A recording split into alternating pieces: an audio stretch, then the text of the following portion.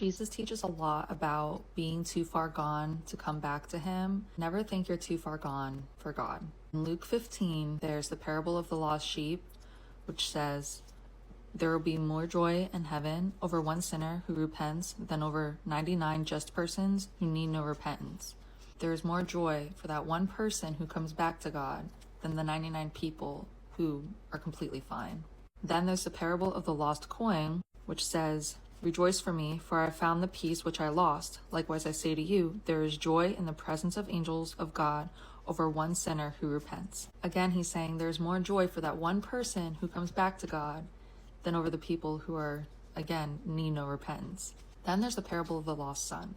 So there's a man who had 2 sons, and the younger son says to his dad, hey dad, give me a portion of the goods that falls to me. So the dad gave him a good portion, to which he didn't steward it very well. It says he journeyed to a far country and there wasted his possessions with prodigal living.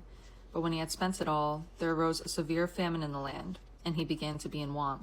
So he became very hungry. He was like, I will do anything to eat. He would have gladly filled his stomach with the pods that the swine eat, but no one gave him anything.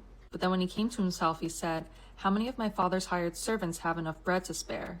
So then he goes back to his father's house, and he says, Father, I have sinned against heaven and before you, and I am no longer worthy to be called your son. Make me like one of your hired servants. But when he was still a great way off, his father sees him and has compassion for him. He ran and fell on his neck and kissed him. And his son said to him, Father, I have sinned against heaven and in your sight, and I am no longer worthy to be called your son. He's like, whoa, dad, like, you don't love me anymore. Like, I'm okay with being one of your servants now. But the father said to his servants, bring out the best robe and put it on him, and put a ring on his hand and sandals on his feet, and bring the fatted calf here and kill it, and let us eat and be merry. For this my son was dead and is alive again. He was lost and is found, and they began to be married. So when the older son, the good son, sees this, he's like, whoa, what's going on? He was angry and would not go in and celebrate with his brother. So his father came out and pleaded with him, but he said to his father, lo, these many years I have been serving with you. I never transgressed your commandment at any time, and yet you never gave me a young goat. But as soon as the son of yours came, who has devoured your livelihood with harlots, you killed the fatted calf for him. So his father says to him, Son, you are always with me, and all that I have is yours.